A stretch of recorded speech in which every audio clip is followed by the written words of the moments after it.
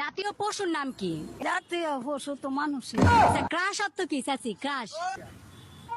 5টা প্রশ্ন করবো, আপনি যদি প্রশ্ন থেকে 2টা বলতে পারেন, ঠিক আছে, তাহলে আপনার জন্য একটা পুরস্কার আছে, ঠিক আছে?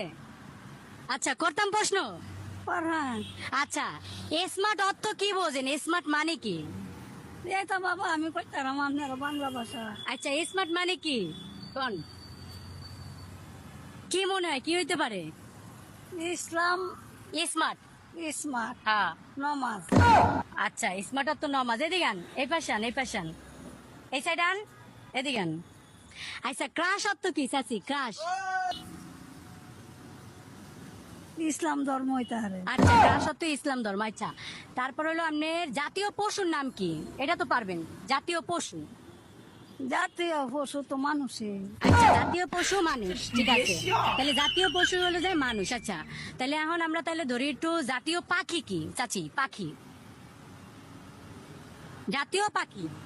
জাতীয় পাখি তো ইগল পাখি আছে। হ্যাঁ, ঈগল পাখি।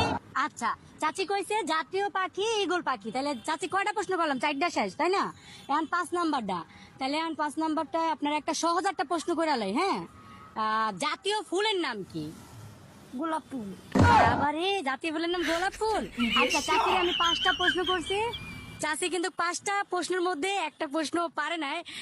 চাচি 5টা যে প্রশ্ন করছি একটাও কিন্তু হয় নাই, ঠিক আছে? হয় নাই কিন্তু।